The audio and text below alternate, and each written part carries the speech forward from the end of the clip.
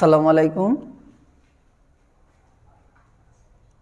আশা করি সকলেই ভালো আছো। আল্লাহর অশেষ রহমতে আমিও ভালো আছি। আমি মোহাম্মদ শফিকুল ইসলাম, সহকারী অধ্যাপক, রসায়ন বিভাগ, কৃষি বিশ্ববিদ্যালয় কলেজের পক্ষ থেকে সবাইকে স্বাগতম জানাচ্ছি। আমরা ইতিমধ্যেই রসায়ন প্রথম পত্রের গুণগত রসায়নের দ্রাব্যতা সম্পর্কিত আলোচনা করতেছিলাম। ইতিমধ্যেই 4টি ক্লাস আমরা কমপ্লিট করেছি। আজকে আমাদের 5 নম্বর ক্লাস। আজকে আমরা দ্রাব্যতা সম্পর্কিত, দ্রাব্যতা ও দ্রাব্যতার গুণফল সম্পর্কিত কিছু গাণিতিক সমস্যা নিয়ে আলোচনা করব। সবাই একটু খেয়াল করবে, এই গাণিতিক সমস্যাগুলো একটি সমস্যা সমাধান করলে বাকি সমস্যাগুলো খুব সহজেই সমাধান করতে পারবে বলে আমি আশা করি। তো যাই হোক, আমরা আর কথা না বাড়িয়ে আমাদের আজকে নির্ধারিত যে টপিক সেটি নিয়ে আমরা একটু আলোচনা করি। দ্রাব্যতা সম্পর্কিত আমরা বেশ কিছু ইকুয়েশন তোমাদের সামনে প্রতিপাদন করার চেষ্টা করছি। আজকে সেই সম্পর্কিত কিছু গাণিতিক সমস্যাবলী সমাধান করি। 1 নম্বর, আমরা সবাই একটু ডাক লিখে নিবে। ডাকটা লিখে যদি আমরা সমস্যাগুলো সমাধান করি, অনেক শিক্ষার্থী কিন্তু মনে করো যে বইয়ের মধ্যেই তো ডাক আছে, সেই প্রশ্নটি তোমরা খাতায় তুলে যদি সলভ করো তাহলে তোমাদের জন্য সহজ হবে এই সমস্যাগুলো সমাধান করতে। তো আসো আমরা প্রথমেই 1 নম্বর সমস্যাটা আলোচনা করি। তোমরা সবাই খাতায় লিখো, ক্যালসিয়াম ফ্লোরাইডের দ্রাব্যতা। সবাই লিখে নাও, ক্যালসিয়াম ফ্লোরাইডের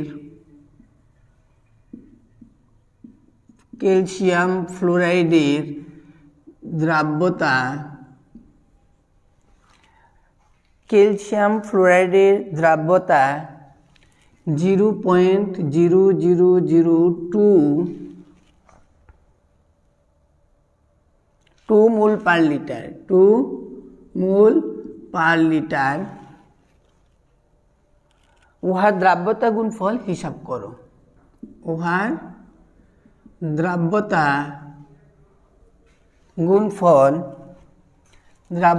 গুণফল হিসাব করো। প্রশ্নটি সবাই আবার দেখো। আমরা বলছিলাম ক্যালসিয়াম ফ্লোরাইডের দ্রাব্যতা 0.0002 মোল পার লিটার। উহার দ্রাব্যতা গুণফল হিসাব করো। তাহলে প্রশ্নটি তোমরা সবাই খাতায় লিপিবদ্ধ করে নাও। খাতায় লেখার পর অঙ্কটি করা শুরু করবে। তো আমি এখন এখানে কি কি বিষয়গুলো দেওয়া আছে আমরা তো জানি, শুধুমাত্র দেওয়া আছে দ্রাব্যতার সমান। তাহলে প্রথমে এই সকল অঙ্কগুলো করতে গেলে আমাদের বিক্রিয়াটা আগে লিখতে হবে। তাহলে আমরা শুরু করি। এটির লেখা যে বিক্রিয়াটি হবে, আমি লিখতেছি, বিক্রিয়াটি হবে, উত্তর আমরা এখানে উত্তরটি দিচ্ছি। উত্তর, বিক্রিয়াটি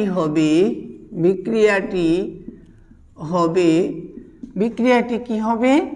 ক্যালসিয়াম ফ্লোরাইড এটি বিয়োজিত হয়ে Ca2+ এবং 2F-। এটি হলো বিক্রিয়া। প্রথমে আমাদের লিখতে হবে বিক্রিয়াটি হবে ক্যালসিয়াম ফ্লোরাইডের। আচ্ছা, আর এখানে বিক্রিয়াটা লেখার পর আমরা লিখব যে মনে করি ক্যালসিয়াম ফ্লোরাইড এর দ্রাব্যতা সমান S। আমরা ক্যালসিয়াম ফ্লুরাইডের দ্রাব্যতা সমান S এটা লিখব। আমি ডাকটা একটু মুছে ফেলতেছি, আমি মনে করি তোমরা অলরেডি লিখছ, যেহেতু একটু বেশি পরিমাণ স্থান লাগবো তাই আমরা একটু মুছে ফেলছি উপরের দিক থেকে। ক্যালসিয়াম ফ্লুরাইডের দ্রাব্যতা সমান আমরা ধরে নিয়েছি S। তাহলে এই ক্ষেত্রে দেখো ক্যালসিয়াম ফ্লুরাইডের দ্রাব্যতা যে S, এটার আবার মানও কিন্তু দেয়া আছে। দ্রাব্যতাটার মান দেওয়া আছে কত? 0.0002 মোল পার লিটার, এটা কিন্তু দেয়া আছে। আচ্ছা, এখন দেখো ক্যালসিয়াম 2+ এর ঘনমাত্রা বাংলায় লিখে লিখে কিন্তু কাজ করতে হবে। ঘনমাত্রা Ca2+, তাহলে এটা হলো S। তাহলে আয়রন F ফ্লুরিন F- এর ঘনমাত্রা F-, এটা ইকুয়াল টু কি দাঁড়াচ্ছে? 2S। এটা দাঁড়াচ্ছে 2S। তাহলে ফ্লুরাইডের ঘনমাত্রা লিখলাম। এখন লিখব আমরা যে ক্যালসিয়াম ফ্লুরাইড এর দ্রাব্যতা গুণফল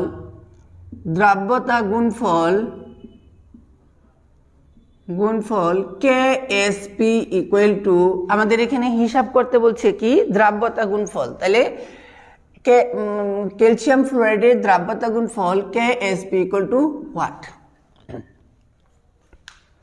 এটা আমরা এখন লিখলাম। তাহলে এখন আমরা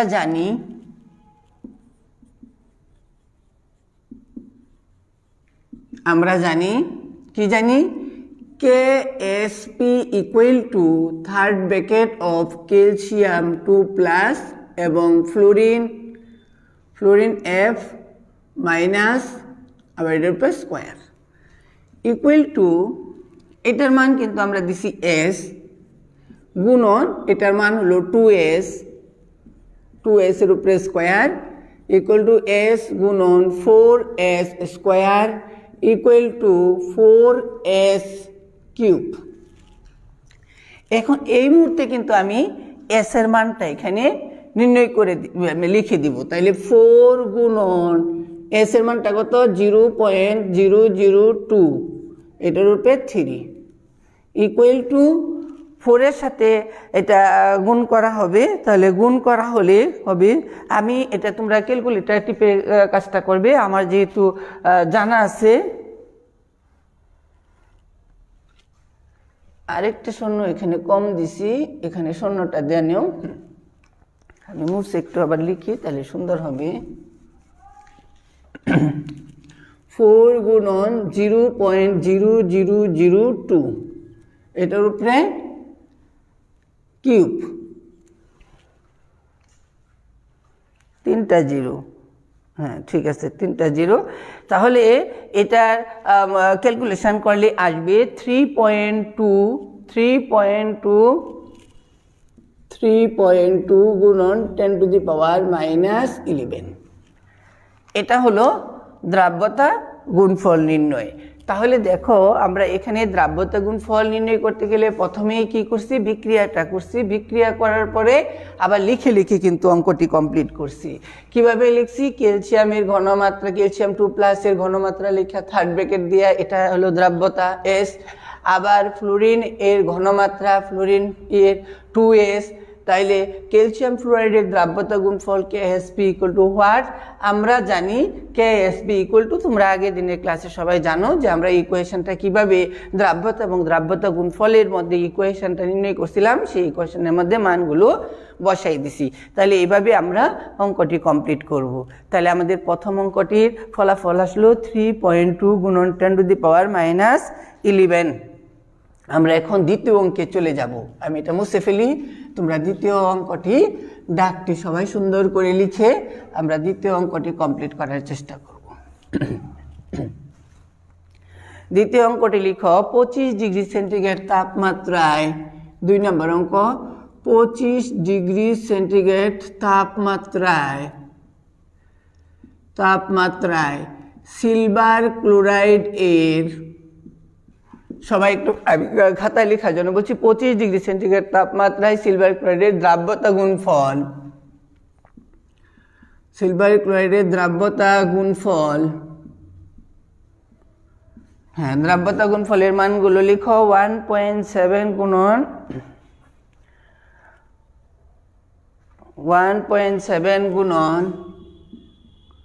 10 টু দি পাওয়ার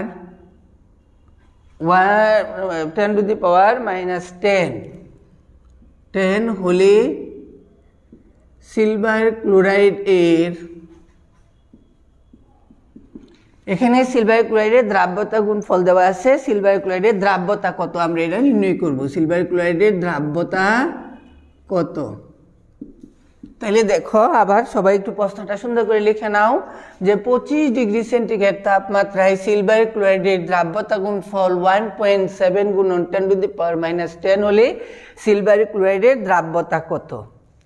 আগের মতোই ঠিক এভাবেই আমরা অঙ্কটি কমপ্লিট করব। তাহলে এখানে আমরা লিখে নিই, উত্তরটি আমি করতেছি, তোমরা সবাই একটু খেয়াল করো উত্তরটি কিভাবে আমরা লিখব। প্রথমেই লিখব বিক্রিয়াটি হবে, বিক্রিয়াটি কিভাবে হবে, সিলভার ক্লোরাইড এটা বিয়োজিত হয়ে সিলভার Ag+ এবং Cl- এই আয়নে আয়নিত হবে। তাহলে এখানে আমাদের মনে করি, ধরে নিব আগের মতোই, যে মনে করি বা ধরে নেই যেভাবেই হোক, মনে করি কি মনে করি সিলভার ক্লোরাইডের দ্রাব্যতা, মনে করি সিলভার ক্লোরাইডের দ্রাব্যতা সমান S, সিলভার ক্লোরাইডের দ্রাব্যতা সমান S। তাইলে S যে হলো এখানে, আচ্ছা সিলভার ক্লোরাইডের দ্রাব্যতা সমান S এবং দ্রাব্যতা গুণফলটা আমি লিখে নিই। সিলভার ক্লোরাইডের দ্রাব্যতা গুণফল, সিলভার ক্লোরাইডের দ্রাব্যতা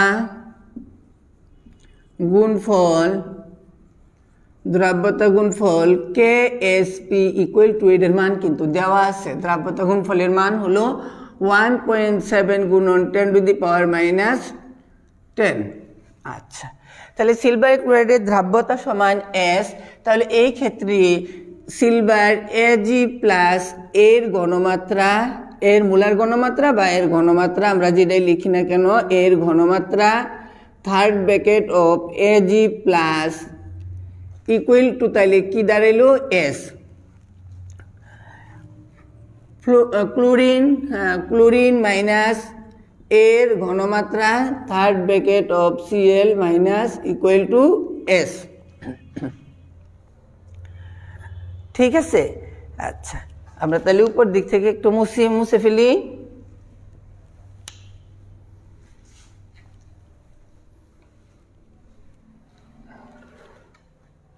তাহলে KSP equal to third bracket of Ag+ এবং Cl-, এটাকে যদি আমি S দিই, S গুণন S, কারণ সিলভার এর ঘনমাত্রা S এবং ক্লোরাইডের ঘনমাত্রা S ইকুয়াল টু S এর উপরে স্কোয়ার। আচ্ছা, এখন এই মুহূর্তে আমরা নির্ণয় করতে যাচ্ছি, আসলেও যেহেতু দ্রাব্যতা নির্ণয় করব, দ্রাব্যতা নির্ণয় করতে গেলে আমি এটাকে লিখে যদি লিখি S এর উপরে স্কোয়ার ইকুয়াল টু KSP বা S ইকুয়াল টু √KSP। এখন এই KSPর মানটা আমি এখানে বসাই দিই। KSPর মানটা কত ছিল? 1.7। তাহলে 1.7 গুণন 10 টু দি পাওয়ার -10। তাহলে এটা যদি আমরা √ওভার করি, √ওভার করলে এটার মানটা কত আসে? 1.30 গুণন 10 টু দি পাওয়ার -5। তোমরা ক্যালকুলেশন করে নিবা, আমার এখানে করা আছে বলে আমি সেই মানটা লিখে দিচ্ছি। তাহলে 1.30 গুণন 10 টু দি পাওয়ার -5, এটা ক্যালকুলেশন করলে নির্ণয় হয় এটা। সুতরাং সিলভার ক্লোরাইডের দ্রাব্যতা লিখবা, সুতরাং সিলভার ক্লোরাইডের দ্রাব্যতা 1.30 গুণন 10⁻⁵ আমরা এভাবে এই দ্রাব্যতাটা লিখে দিব। মোল পার লিটার আমরা লিখে দিতে পারি যে মোল পার লিটার সিলভার ক্লোরাইডের দ্রাব্যতা হলো 1.30 গুণন 10⁻⁵। আচ্ছা, তাহলে এই অঙ্কটি তোমরা নিশ্চয়ই সবাই বুঝতে পারছো। আমরা এখন তৃতীয় অঙ্কে চলে যাব। মুছে ফেলি আমি। এখন তোমরা পরবর্তী অঙ্কটা সবাই করে নাও। 3 নম্বর অঙ্কে আমরা চলে যাচ্ছি।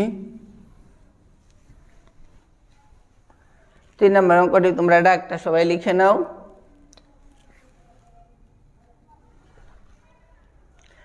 আমরা লিখব 25 ডিগ্রি সেন্টিগ্রেড তাপমাত্রায় ফেরিক অক্সাইডের সম্পৃক্ত দ্রবণে 25 ডিগ্রি সেন্টিগ্রেড তাপমাত্রায় ফেরিক অক্সাইড এর সম্পৃক্ত দ্রবণে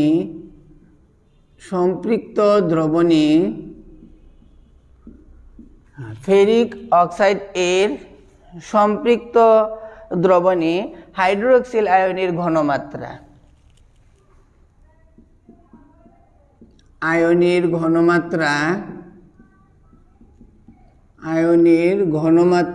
এই ক্ষেত্রে আমরা হাইড্রোক্সিল আয়নের ঘনমাত্রাটা দেয়া আছে। হাইড্রোক্সিল আয়নের ঘনমাত্রা 9.843 গুণন, সবাই একটু লিখো, ধীরে ধীরে লিখো, 10⁻⁹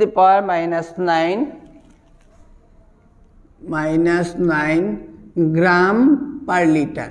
এখানে খুব খেয়াল করবা, আমাদের ঘনমাত্রাটা আমরা মোল পার লিটারে থাকে, কিন্তু এখানে আছে গ্রাম পার লিটার। গ্রাম পার লিটার হলে ওই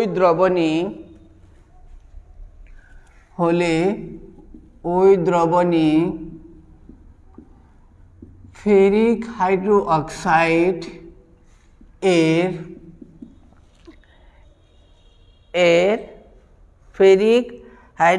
দ্রাব্যতা গুণফল নির্ণয় করো। দ্রাব্যতা গুণফল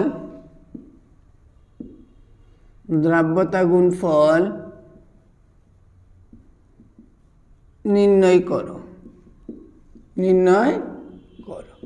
তাহলে এখানে 25 ডিগ্রি সেন্টিগ্রেড তাপমাত্রায় ফেরিক হাইড্রো অক্সাইডের সম্পৃক্ত দ্রবণে হাইড্রোক্সিল আয়নের ঘনমাত্রা 9.843 গুণন 10⁻⁹ গ্রাম পার লিটার হলে ওই দ্রবণে ফেরিক হাইড্রো অক্সাইড এর দ্রাব্যতা গুণফল হিসেব করো বা নির্ণয় করো। আমরা এই অঙ্কটি এখন এই মুহূর্তে করব। তোমরা সবাই একটু খেয়াল করবা। আমি বলছি যে এই ধরনের অঙ্কগুলোর ক্ষেত্রে সবসময় তুমি বিক্রিয়াটি লিখে কিন্তু অঙ্কটি স্টার্ট করবা, সবগুলো অঙ্কের মধ্যে। তাহলে বিক্রিয়াটি আমরা প্রথমেই, আমি এটা কিভাবে অঙ্কটি হবে আমরা করে দিচ্ছি, তোমরা সবাই একটু খেয়াল করো, সুন্দর করে বোঝার চেষ্টা করো। বিক্রিয়াটা আগে লিখবি। প্রথমেই আমরা তাহলে কি লিখব? প্রথমেই লিখবো আমরা উত্তর। আমি শুরু করি, তোমরা একটু ডাকটা দেখছো। উত্তর আমি করে দিচ্ছি। বিক্রিয়াটি হবে, প্রথমে লিখবা বিক্রিয়াটি কি হবে? ফেরিক হাইড্রো অক্সাইড বিক্রিয়া করে তৈরি করব Fe3+ এবং 3OH-। এটি হলো আমাদের মেইন বিক্রিয়া। তোমরা সবাই একটু সুন্দর করে দেখার চেষ্টা করো। ফেরিক হাইড্রো অক্সাইড বিক্রিয়া করে Fe3+ এবং 3OH-। এখন এই আগের মতোই, আগে যেভাবে ঠিক আমরা করতেছিলাম ঠিক ওইভাবেই আমরা করব। মনে করি বা ধরে নেই, মনে করি ফেরিক হাইড্রো অক্সাইডের দ্রাব্যতা সমান কত? দ্রাব্যতা সমান S, এবং দ্রাব্যতা গুণফলটাও আমরা লিখতে পারি। বা ফেরিক হাইড্রো অক্সাইড এর দ্রাব্যতা গুণফল, দ্রাব্যতা এবং দ্রাব্যতা গুণফল, দ্রব্যতা গুণফল আমরা কি দিয়ে প্রকাশ করব? কেএসপি। তাহলে ফেরিক হাইড্রো অক্সাইডের দ্রাব্যতা সমান এস আর দ্রাব্যতা গুণফল সমান আমরা কেএসপি দ্বারা প্রকাশ করছি। এই ক্ষেত্রে আমরা একটু করে নিই, সেট করে নিই। আচ্ছা, যাই হোক, দেখো তোমরা যে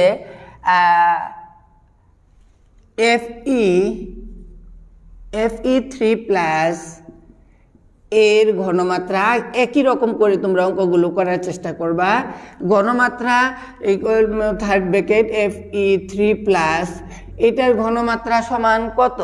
এটার ঘনমাত্রা সমান আমাদের এখানে আসতেছে, এটা হলো এস। এটা কত আসতেছে? এস। আর OH মাইনাস এর ঘনমাত্রা থার্ড ব্র্যাকেট দিয়ে OH মাইনাস দিলে এখানে আসবে 3s। এটা একটু মনে রাখার, এটা একটা বিষয় যে আমরা পরের দিক দিয়ে মুছতে হয়তো। আচ্ছা, তাহলে আমরা এটা মানটা লিখতে পারি 9.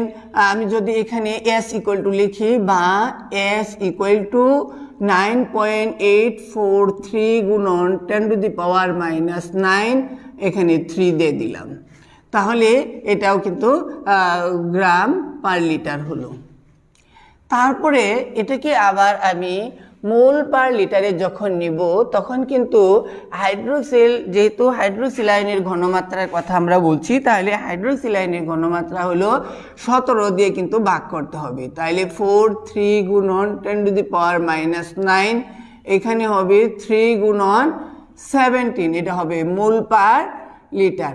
এটা তোমরা সবাই জানো যে কোনো পদার্থের পরিমাণকে যদি আমরা তার আণবিক ভর দ্বারা ভাগ করি তাহলে সেটা কি হয়ে যাবে? মোল পার লিটারে হয়ে যাবে। তাহলে হাইড্রোক্সিল আয়নের আণবিক ভর তো তোমরা সবাই বের করতে পারো, অর্থাৎ 17 প্লাস 16 প্লাস 1, তাহলে কত হলো? 17। তাহলে হাইড্রোক্সিল আয়নের আণবিক ভরটা হলো 17, এই জন্য আমরা 17 দ্বারা ভাগ করছি। 17 দ্বারা এটা ভাগ করে এটা কিন্তু একটা মান পেয়েছি, আমরা সেই মানটা নির্ণয় করব। এস এর মানটা যদি আমাদের এখানে নির্ণয় করা থাকে তাহলে আমাদের অঙ্ক করাটা খুব সহজ হয়ে যাবে। তাহলে এস এর মানটা কত হলো একটু সবাই খেয়াল করো, তোমরা ক্যালকুলেটর দিয়ে টিপে এটা বের করবা। সেটা কত? 1.9। এস এর মান হলো 1.93 গুণন 10⁻⁻10 মোল পার লিটার। মোল পার লিটার হলো 1.93 10⁻, মোল পার লিটার হলো। এখন আমরা আমাদের মূল অঙ্কে চলে যাচ্ছি। মূল অঙ্কের সিস্টেমটা তোমরা সবাই জানো যে সেটা কি? আমরা জানি, লিখবা আমরা জানি। আমরা জানি কি জানি? আমরা জানি KSP equal to third bracket of, এখানে কি দিছিলাম? Fe3+ এবং OH মাইনাস দিয়ে আমরা এটার আবার কি দিছি? OH মাইনাস এখানে কিউব। তাহলে এটার মান কত ছিল? S গুণন, এটার মান ছিল 3s গুণন, এটার উপরে আমি কিউব দেই, তাহলে আসতেছে S গুণন 3 × 3 = 27, 27s cube equal to 27s⁴। এই ক্ষেত্রে আমরা নির্ণয় করব, তাহলে 27 নির্ণয় করলাম, আর এস এর মানটা আমরা লিখলাম 1.93 গুণন 10⁻⁻10⁴। সবাই একটু খেয়াল করো, 27-এর সাথে এটা গুণ করব। কত গুণ করব? 1.93 গুণন 10⁻⁻10, এটা দিয়ে যদি আমরা গুণ করি তাহলে দেখো কি আসতেছে, সেই ফলটা আমরা এখন নির্ণয় করব। তাহলে দ্রাব্যতার গুণফল মানটা বেরোয় পড়বো। এটা আমরা লিখে ফেলি, সবাই একটু লিখে ফেলো তোমরা। 3.746, আমি নিচে লিখি 3.746 গুণন 10⁻38 তাহলে সুতরাং দ্রাব্যতা গুণফলটা আমরা এই উপরে লিখে দিচ্ছি, তোমরা সবাই একটু খেয়াল করো। তাহলে দ্রাব্যতা গুণফল লিখি, আমরা বাংলায় লিখে নিই দ্রাব্যতা গুণফল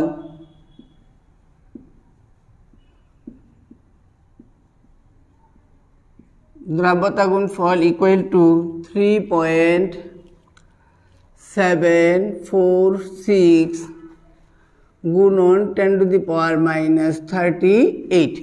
এখানে সুপ্রিয় শিক্ষার্থীবৃন্দ, তোমাদেরকে আরেকটি কথা আমি বলবো। আমি তো আসলেও ক্যালকুলেশনগুলো আমার সামনে করা আছে বিদায় আমি কিন্তু লিখে ফেলছি। তোমরা কিন্তু ক্যালকুলেটর দিয়ে চেপে এই মানগুলো বের করার চেষ্টা করবা, তাহলে তোমরা অঙ্কগুলো সুন্দর করে করতে পারবা। আমি পরিশেষে আবারও তোমাদের সামনে একটু রিপিট করতেছি যে আমরা কিভাবে অঙ্কগুলো করব। আমি আজকে 3টি অঙ্ক কিন্তু তোমাদের সম্মুখে করেছি এবং 3টি অঙ্কের সাথেই বিভিন্ন ধরনের সম্পর্কিত অঙ্কগুলো করার চেষ্টা করছি। প্রথমে আমরা একটা অঙ্ক করাইছি যে ক্যালসিয়াম ফ্লোরাইডের দ্রাব্যতার মান দেওয়া ছিল, সেখান থেকে কিভাবে আমরা দ্রাব্যতার গুণফলের মানটা নির্ণয় করছি। অলরেডি যারা ইকুয়েশনগুলো দেখেছ যে দ্রাব্যতা ও দ্রাব্যতা গুণফলের মধ্যে কীরকম সম্পর্ক, সেই সম্পর্ক থেকেই কিন্তু আমরা অঙ্কগুলো করছি এবং প্রত্যেকটা অঙ্ক করার ক্ষেত্রে তোমরা এগুলো ইকুয়েশনগুলো কিন্তু লিখে অঙ্কগুলো করার চেষ্টা করবে, তাহলে তোমাদের জন্য সহজ হবে।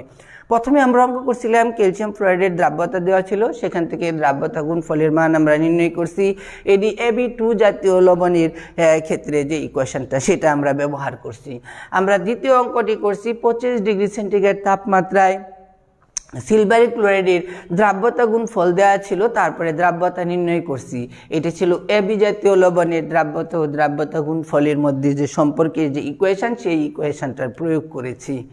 তৃতীয় অঙ্কটির মধ্যে দ্রাব্যতা ও দ্রাব্যতা গুণফলের যদিও সম্পর্ক ছিল, এটার মধ্যে একটু ক্রিটিক্যাল বিষয় ছিল, সেটি ছিল যে দ্রাব্যতার মানটা কিন্তু না দিয়ে এখানে কিন্তু হাইড্রোক্সিল আয়নের ঘনমাত্রার মান দেওয়া ছিল এবং হাইড্রোক্সিল আয়নের ঘনমাত্রার মান কি ছিল, সেটা ছিল গ্রাম পার লিটারে। আসলেও আমাদের এটাকে নিতে হবে মোল পার লিটারে এবং এই হাইড্রোক্সিল আয়নের ঘনমাত্রা থেকে দ্রাব্যতার মানে এটাকে ডাইভার্ট করে তারপরে মূল ইকুয়েশনে কিন্তু যেতে হবে। তো এই অঙ্কটিও আমরা করছি যে 25 ডিগ্রি সেন্টিগ্রেড তাপমাত্রায় ফেরিক হাইড্রো অক্সাইডের, এটি কিন্তু AX/BY জাতীয় লবণের ক্ষেত্রে দ্রাব্যতা গুণফলের যে সমীকরণটি ছিল, সেই সমীকরণের মধ্যেই কিন্তু আমরা এই অঙ্কটি করার চেষ্টা করছি যে 25 ডিগ্রি সেন্টিগ্রেড তাপমাত্রায় ফেরিক হাইড্রো অক্সাইডের সম্পৃক্ত দ্রবণে হাইড্রোক্সিল আয়নের ঘনমাত্রা দেওয়া ছিল এবং ওই দ্রবণে ফেরিক হাইড্রো অক্সাইডের দ্রাব্যতা গুণফলের মান আমরা নির্ণয় করছি। তা আমার মনে হয় তোমরা অঙ্কগুলো সবাই সহজেই বুঝতে পারছো। হ্যাঁ, তোমরা সবাই বাসায় এই অঙ্কগুলো নিয়ে চেষ্টা করবে। আমি আশা করি এই অঙ্কগুলো তোমরা পারবে এবং যদি যারা ইকুয়েশনের দিন যারা এটার প্রতিপাদনের মধ্যে ছিলা যে আমরা এই সমীকরণগুলো কিভাবে দ্রাব্যতা গুণফলের মধ্যে সম্পর্ক স্থাপন করা যায়, তার যে সমীকরণটি প্রতিপাদন করছিলাম, সেই দিন তোমরা থাকলে আজকে তোমাদের অঙ্কগুলো খুবই সহজ লাগবে বলে আমি আশা করি। আমি সুপ্রিয় শিক্ষার্থীবৃন্দ, যেহেতু অনলাইন ক্লাস, এখানে আমরা খুব অল্প পরিমাণে পড়ানোর চেষ্টা করব এবং এটা যাতে তোমরা নিজেরা চর্চা করে এর স্পেস বৃদ্ধি করবে, এটাই তোমাদের কাছে আমরা আশা করি। হ্যাঁ, এমবি নষ্ট করে অনেক বেশি পড়ালাম, যেখানে তোমরা বোরিং ফিল করলা, সেটা আসলে আমাদের আশা না। আমরা আশা করব তোমরা এই স্বল্প সময়ের আমাদের এই পড়াগুলো গ্রহণ করে নিজেরা নিজেদের জীবনে প্রয়োগ করবে, এটি তোমাদের কাছে প্রত্যাশা করি। সবাই ভালো থাকবা, সুস্থ থাকবা, হ্যাঁ, অঙ্কগুলো করার চেষ্টা করবা। আগামী ক্লাসে আবারও তোমাদের সামনে হাজির হব, সেই আশাবাদ ব্যক্ত করে আজকে আমরা এখানে আমাদের কাজ শেষ করছি। আল্লাহ হাফেজ।